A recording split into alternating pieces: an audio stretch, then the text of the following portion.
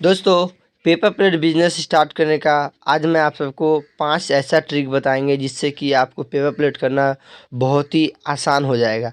इस बिज़नेस को स्टार्ट करने के लिए आपको किन किन चीज़ों की सावधानी बरतनी है और ऐसी कौन सी वो 5 टिप्स हैं जो कि आपको बिल्कुल ध्यान देना है। यदि आप इन पाँचों टिप्स को फॉलो करते हो तो आपको इस बिज़नेस को करने में कोई भी दिक्कत और परेशानी नहीं होगी। बिज़नेस स्टार्ट करने से पहले इन 5 पॉइंट पे ज़रूर ध्यान दें। आज हम जो पॉइंट आप लोगों को बताने वाले हैं वो बहुत ही खास और बहुत ही महत्वपूर्ण वीडियो होने वाला है इस 5 पॉइंट की वजह से। तो इसलिए यदि आप इस बिज़नेस को करने की सोच रहे हैं या फिर इस बिज़नेस को कर रहे हैं या करने वाले हैं तो पहले इस वीडियो को ज़रूर देखें। और ये वो कौन सी 5 बातें हैं जो हम आपको इस वीडियो में बताने वाले हैं जिससे कि आपको काम करने में बहुत ही आसानी होगी और बिज़नेस स्टार्ट करने से पहले आपको कौन सी सावधानी बरतनी होगी। तो चलिए हम वीडियो को स्टार्ट करते हैं। तो हेलो दोस्तों, नमस्कार। मेरा नाम है सुनील और आप सबका बहुत बहुत स्वागत करता हूं मेरे इस यूट्यूब चैनल पे। दोस्तों, आज की जो टॉपिक है बहुत ही खास होने वाला है क्योंकि पेपर प्लेट बिजनेस बहुत तेज़ी से लोग कर रहे हैं और बहुत लोग ग्रो भी कर रहे हैं, बहुत लोग नुकसान में भी जा रहे हैं। तो आज हम आपको ऐसी 5 टिप्स बताएंगे जो कि आपको बहुत ही ध्यान से सुनना है और ध्यान से समझना है। अभी क्या हो रहा है, वीडियो हम इतना एक्सप्लेन करके बना रहे हैं कि लोग बहुत ज़्यादा तारीफ़ भी कर रहे हैं और बहुत लोगों को तो समझ में भी नहीं आ रहा है। नहीं समझने का कारण ये है कि वो जल्दबाजी में वीडियो देखते हैं भगा भगा के। थोड़ा सा देखिए, स्किप कर दी, फिर देखिए, फिर स्किप कर दी। तो वैसे में देखोगे तो आपको डिटेल में नहीं समझ में आ पाएगा। जैसे कोई मूवी आप लोग देखते हो तो शुरू से अंत तक आप पूरा उसमें बैठ के विस्तार से देखते हो तो उसकी कहानी, इसका मतलब समझ में आता है कि क्या इसकी कहानी है। उसी प्रकार से यदि आप इस बिज़नेस को कर रहे हो तो ये वीडियो आपको विस्तार से बैठ के देखना है ताकि आपको इसमें समझ में आए कि आपको क्या हम बता रहे हैं। क्योंकि बहुत लोग पूरा वीडियो देखते भी नहीं है, थंबनेल देख के कॉल कर देते हैं और आधा वीडियो देख के ही मैसेज करना शुरू कर देते हैं। तो वैसे नहीं करें, वैसे करने से आपको कुछ समझ में नहीं आएगा और हम आपको समझा भी नहीं पाएंगे। तो इसलिए यदि कुछ समझना है तो वीडियो को एंड तक ज़रूर देखें। तो चलिए हम वीडियो को स्टार्ट करते हैं, लेकिन उससे पहले अगर आप मेरे चैनल पर नए हैं तो प्लीज़ मेरे चैनल को सब्सक्राइब करके बेल आइकन ज़रूर प्रेस करें ताकि जब भी इस तरह का नॉलेजेबल वीडियो अपलोड करें वो सबसे पहले आप तक पहुंचे। तो चलिए वीडियो को स्टार्ट करते हैं। दोस्तों, आज हम उन 5 पॉइंट्स के बारे में बताने वाले हैं जो कि आपको बहुत ज़रूरी है और आप कॉपी पेन लेके बैठे ताकि उन 5 पॉइंट को नोट कर लें कि इस बिज़नेस को स्टार्ट करते हैं तो, या फिर स्टार्ट कर रखे हैं तो, या करने वाले हैं तो इन तीनों के लिए ये वीडियो बहुत ही महत्वपूर्ण होने वाली है। जो इस बिज़नेस को जिन्हें करना ही नहीं है या फिर जिनको मेरी बातों पर विश्वास ही नहीं है वो इस वीडियो को छोड़ दें, ना देखें, अपना समय ना ख़राब करें क्योंकि समय बहुत कीमती होता है। तो पहला जो है कि इस बिज़नेस को करने से पहले आपको मार्केट में स्टडी कैसे करना है, कैसे मार्केट में पता करना है कि आपके मार्केट में कौन सा आइटम चल रहा है, कितने जीएसएम का चल रहा है, पहले हम ये बात करेंगे। दूसरा में बात करेंगे कि मशीन लेने से पहले हमें मशीन को क्या क्या चीज़ ध्यान देना है मशीन पे और क्या खूबी मशीन में देखना है और कैसे देखना है। तीसरा में हम बात करेंगे कि आपको इसके लिए कौन सा लाइसेंस लेना है, क्योंकि बहुत लोगों को दिमाग में ये रहता है माइंड में कि लाइसेंस हम कौन सा लेंगे, कैसे हम इस बिज़नेस को स्टार्ट करेंगे, कौन सा हमें पेपर डॉक्यूमेंट्स बनाना पड़ेगा, तो ये भी क्लियर करेंगे।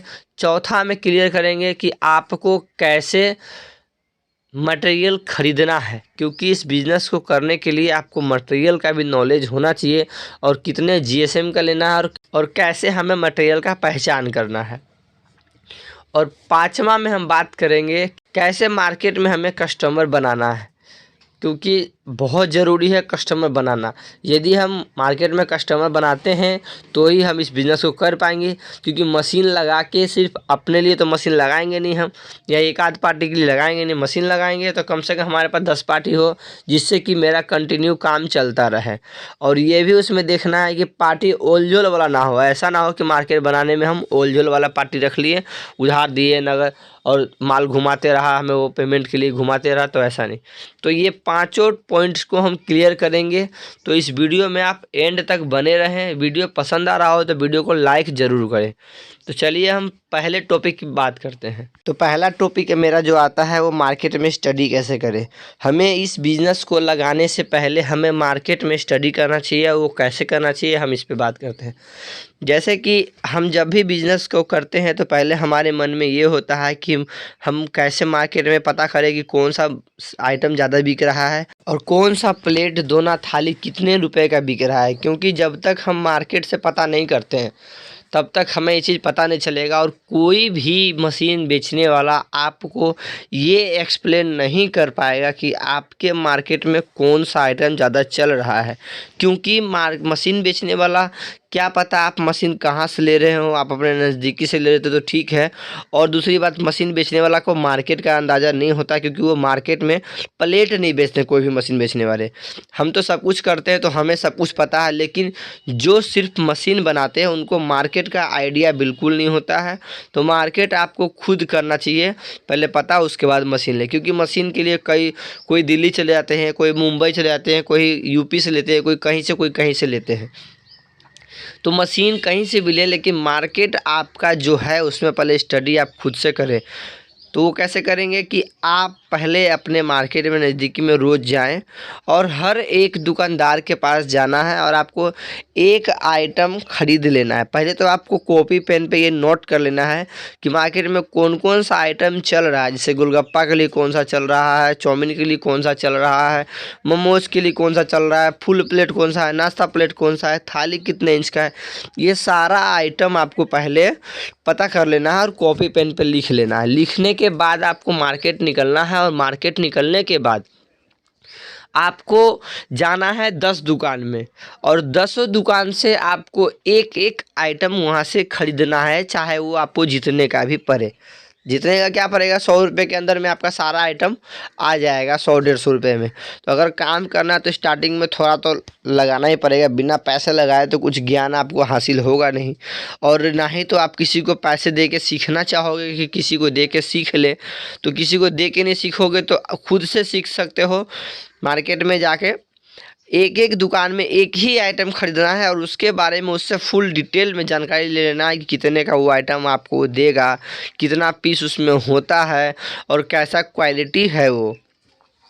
ये सब उससे पता करके ख़रीद लेना है और ख़रीद के फिर आपको उसमें माइंड लगाना है कि यदि दुकानदार के पास इतने रुपए में हमें मिल रहा है तो उसके पास कितने में आया होगा और उसको हम बनाते हैं तो कितने में जाएगा।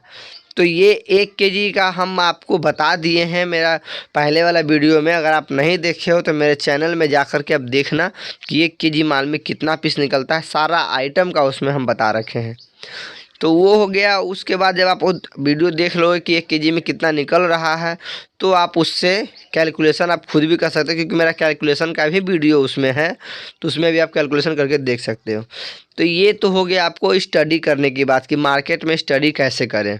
अब हम मार्केट में स्टडी कर लिए हैं, कैलकुलेशन भी सीख लिए हैं, 1 केजी में कितना निकलेगा, हम प्रॉफिट भी देख लिए। तो अब आ गई बात हमें मशीन लगाने की कि मशीन हम अब लगाएंगे। तो आपको अब ध्यान देना है कि मशीन में क्या होना चाहिए, कैसा मशीन होना चाहिए, मशीन को लेने से पहले मशीन में किन किन चीज़ों को ध्यान देना चाहिए आपको। तो अब हम इस पे बात करेंगे। तो ये दूसरा टॉपिक में मशीन लेने से पहले किन किन चीज़ों पे ध्यान रखना है ये है। वीडियो अगर पसंद आ रहा हो तो वीडियो को लाइक ज़रूर करें। तो मशीन लेने से पहले आपको मशीन का चैनल देखना है कि मशीन का चैनल कितना है, एंगल बॉडी में मशीन रेडी है या चैनल में रेडी है। क्योंकि चैनल वाला जो होता है वो थोड़ा सा हेवी मशीन होता है और एंगल वाला जो होता है, एंगल लोहा में, वो हल्का मशीन होता है। तो अगर आपको काम करना है और अच्छे से करना है, लंबे टाइम के लिए करना है, तो आप एंगल वाला मशीन ना लें, क्योंकि एंगल वाला मशीन सस्ता पड़ता है। और बहुत लोग सिर्फ सस्ते के पीछे भागते हैं, वो फिर बाद में प्रॉब्लम का भी उनको सामना करना पड़ता है। तो चैनल बॉडी में मशीन ले, पहले तो आपको ये देखना है। उसके बाद क्या देखना है मशीन में, इसमें भी 3-4 खूबी है, आप नोट करते जाना कॉपी पेन पे और फिर आप उसको देखना। चैनल देखने के बाद आपको मशीन की साइज़ देखना है कि मशीन का साइज़ क्या है। अब मशीन का साइज़ देखने के लिए बहुत लोगों को ये नहीं पता होता कि मशीन का साइज़ हम कैसे देखें। तो मशीन का साइज़ मशीन की बेलन से देखी जाती है कि मशीन में बेलन कितने इंच का लगा हुआ है। मशीन का बेलन कितने इंच का लगा हुआ है, क्योंकि बेलन जो होता है बेलन से ही साइज पता चलता है। तो यदि आप मशीन का बेलन देखते हो 14 इंच का है, 12 इंच का है, 16 इंच का है, तो वही उतना ही आपका मशीन का साइज होगा। तो जब भी मशीन लें तो 12 और 14 इंच ना लें तो 16 इंच का बेलन वाला मशीन लें, जिसमें कि आपका सारा आइटम रेडी हो जाएगा। और एक चीज़, जब आप मशीन लेते हैं तो मशीन में आपको डबल ब्लॉक वायरिंग लेना चाहिए, क्योंकि सिंगल ब्लॉक वायरिंग पे नए लोगों को परेशानी होता है कि यदि एक वायरिंग टूट गया तो उनको फिर चेंज करने में बहुत दिक्कत होता है। और डबल ब्लॉक जब रहता है तो अगर एक टूट भी जाता है तो फिर भी इमरजेंसी काम जो होता है, अर्जेंट ऑर्डर जो होता है वो निकल जाता है, बाद में आप रिलैक्स होकर आराम से उसको खोल के चेंज कर सकते हैं। तो ये सारी चीज़ें मशीनों में देख करके लेना चाहिए मशीन को। अब हम मार्केटिंग स्टडी कर लिए, मशीन के बारे में जान गए। अब लोगों के मन में होगा कि मशीन लगाते हैं तो हमें लाइसेंस कौन सा लेना पड़ेगा, पेपर प्लेट बिजनेस करने के लिए हमें कौन सा पेपर तैयार करना पड़ेगा जो कि हमारे लिए प्रॉब्लम ना हो और हमें कोई काम करने में दिक्कत ना हो। तो हम आपको एक चीज़ बता दें कि आपको पेपर प्लेट बिजनेस के लिए लाइसेंस कोई सा भी नहीं लेना है, क्योंकि ये है लघु उद्योग, ये घरेलू उद्योग है और घरेलू उद्योग में कोई सा भी लाइसेंस की ज़रूरत नहीं पड़ती है। हाँ, यदि आप लोन करवा रहे हो तो आपको एक आधार उद्योग बनवाना पड़ेगा, जो कि छोटा मोटा 50 रुपये 100 रुपये में बन जाता है। और या फिर अगर आप एक्सपर्ट हो तो ऑनलाइन खुद घर बैठे अपने मोबाइल से करके भी बना सकते हो। इसके अलावा और कोई लाइसेंस नहीं लेना पड़ता है। उसके बाद अब एक चीज़ और इसमें हम बता दें कि बिजली का, कि बिजली कौन सा हम लें, कमर्शियल लें या प्राइवेट लें। तो कमर्शियल के लिए हम आपको अप्लाई नहीं कहेंगे करने को, क्योंकि नया है, बिजनेस नया है, छोटा सा बिजनेस है ये, इसके लिए कमर्शियल मीटर की ज़रूरत नहीं पड़ती है। तो इसलिए आपको कमर्शियल की ज़रूरत नहीं है। आप जो घरेलू पे चला रहे हैं आप उसी पे आप इस मशीन को ऑपरेट कर सकते हो, चला सकते हो। हाँ, यदि कोई प्रॉब्लम देने वाला बंदा है आपके आसपास में या परेशान करने वाला बंदा है तो वैसे कंडीशन में आप कमर्शियल मीटर ले सकते हैं, उसमें भी कोई ज़्यादा पैसा नहीं लगता है। लेकिन अगर कोई आपको उंगली करने वाला नहीं है, कोई परेशान करने वाला नहीं है, तो आप घरेलू बिजली पे इसको चला सकते हैं, कोई दिक्कत वाली बात नहीं है, क्योंकि ये लघु उद्योग है, घरेलू बिजली पे ही ये चलती है, सिंगल फेस पे। अब आती है बात कि हम मटेरियल कैसे परचेस करें, मटेरियल कहाँ से लें, क्योंकि बिजनेस करने के लिए बहुत ज़रूरी है मटेरियल। अगर आपको मटेरियल सही मिल रहा है, उसमें आपका जो क्वांटिटी है सही निकल रहा है, क्वालिटी अच्छा चल रहा है, तो आप मार्केट में सर्वाइव अच्छे से कर सकते हैं और आपका मार्केट में वैल्यू भी बढ़ सकता है। लेकिन यदि आपको मटेरियल में कोई गोल झोल हो रहा हो, कोई गड़बड़ हो रहा है, तो मार्केटिंग करने में थोड़ा सा आपको प्रॉब्लम होगा, क्योंकि मार्केट के हिसाब से आपको रेट नहीं मिलेगा। और वो दिक्कत होता है कब, जब आप लालच करते हैं, तब आपको मशीन लेने में भी दिक्कत होता है, मटेरियल लेने में भी दिक्कत होता है और काम करने में भी दिक्कत होता है। जैसे कि अगर मशीन का कीमत कोई बता दिया 60,000 रुपये या कहीं बता दिया 40,000 रुपये, तो आप लोग भागेंगे 40,000 पे, 60,000 पे नहीं। लोग सोचेगा कि यार 40, मशीन तो है, सिर्फ मशीन बोलने में होता है, तो मशीन तो 40 का भी दे रहा है, मशीन 60 का भी दे रहा है, तो क्यों ना हम 40 वाला ले आएँ। वहाँ पे आप मशीन में फंसते हैं। मटेरियल में अभी एग्जांपल के तौर पे मैं बता रहा हूँ आपको कि चल रहा है रेट 52 रुपये के जी चल रहा है। अब उसी में आपको कोई बोल दे कि हम 48 रुपये दे देंगे, तो आप 52 छोड़ के भागोगे 48 के पीछे। और यही में बहुत लोग फंसे हैं और हमारे पास कॉल करते हैं बाद में कि हम इतना का माल लाए हैं, हमारा इतना पीस निकल रहा है, आप तो इतना बोलते हैं। तो भाई, जब माल लेते हो तो लेने के वक्त आप कहीं और जाते हो, और जब पीस कम निकलता है तो आप हमसे कॉन्टेक्ट करते हो कि मेरा पीस कम निकल रहा है। तो बताइए हम उसमें आपके साथ क्या कर सकते हैं? तो हम क्या हेल्प करेंगे? जब आप काम ही गलत कर रहे हो तो हम क्या हेल्प करेंगे? जेन्युइन जो है, रियल बता रहा हूँ, जो जेन्युइन माल आपको देगा, जेन्युइन सामान देगा, वो जेन्युइन पैसा भी लेगा। यदि आपको लगेगा कि नहीं हमें वहाँ पे ₹1-2 कम मिल रहा है, यहाँ पे ₹2 ज़्यादा मिल रहा है, तो यहाँ ना छोड़ के यहाँ छोड़ के और हम जहाँ कम मिल रहा है वहाँ से लें, तो सर कुछ ना कुछ तो उसमें कमी ज़रूर रहेगा, क्योंकि कोई भी अपना घर से नहीं देता है। जो भी आपको माल दे रहा है, जितने भी रेट में दे रहा है, वो अपना प्रॉफिट, अपना मार्जिन रख के ही दे रहा है। कोई अपने घर से नहीं देता, क्योंकि बिजनेस के लिए हर कोई बैठा है और हर कोई अपना प्रॉफिट के लिए बैठा है, कोई अपना नुकसान के लिए नहीं बैठा है। हाँ, ये ज़रूर होगा कि कस्टमर बनाने के लिए कोई कम करता है, कोई ज़्यादा करता है, लेकिन जिसके पास अगर जेन्युइन सामान होगा तो वो आपको कम नहीं करेगा, क्योंकि उसको अपना कस्टमर का नहीं होता, उसको अपना माल का होता है कि यार हम अच्छा सामान दे रहे हैं तो हमें प्रॉफिट जब होगा ही नहीं तो हम आपको उतना पैसा में दें कैसे। और जिनको भी यदि उसमें कोई कस्टमर गया और बोले हमें इतना में चाहिए, अगर उसको उतना में बच रहा तो ज़रूर देगा, नहीं बच रहा तो नहीं देगा, क्योंकि कोई भी कस्टमर ये नहीं चाहेगा कि हम महंगा मिलें, और कोई भी माल बेचने वाला ये नहीं चाहेगा कि मेरा कस्टमर लौट जाए, क्योंकि यदि उसके सामान में कुछ खास होगा जब भी वो आपको रेट नहीं कम करेगा, ना तो रेट कम करके कोई भी दे देगा आपको। तो ये सब समझना और जानना बहुत ज़रूरी है नए बंदों के लिए, जो इस बिज़नेस में आना चाहते हैं और जो इस बिज़नेस को अच्छे लेवल पे ले जाना चाहते हैं और अच्छे से काम को करना चाहते हैं। उनको ये समझना बहुत ज़रूरी है कि इस बिज़नेस को करने से पहले हमें किन किन चीज़ों को ध्यान में रख के चलना है। और ऐसे कई खूबियाँ हैं, कई चीज़ें हैं जिनको आपको समझना है, लेकिन धीरे धीरे आपको सब समझ में आ जाएगा जब आप इस बिज़नेस में आओगे तो, क्योंकि इस बिज़नेस में जितना प्रॉफिट है उतना ही ओल झोल भी है, क्योंकि बहुत लोग फंस रहे हैं इस बिज़नेस में मशीन लेकर के और मटेरियल लेकर के।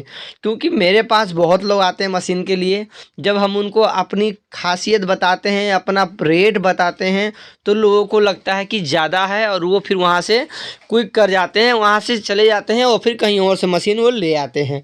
और लाने के बाद ऐसे कई एग्जाम्पल मेरे पास आए हैं। अगर मैं चाहूँ कि उन लोग के यहाँ जा कर के आपको वीडियो बना के दिखाऊं कि हमारे पास से आने के बाद वो मशीन लिए सस्ता में और बाद में उनको क्या प्रॉब्लम हुआ है, वो आपको खुद आपको विश्वास हो जाएगा। लेकिन वो चीज़ हम नहीं कर पाते क्योंकि मेरे पास समय नहीं होता है कि हम लोगों के पास जा कर के।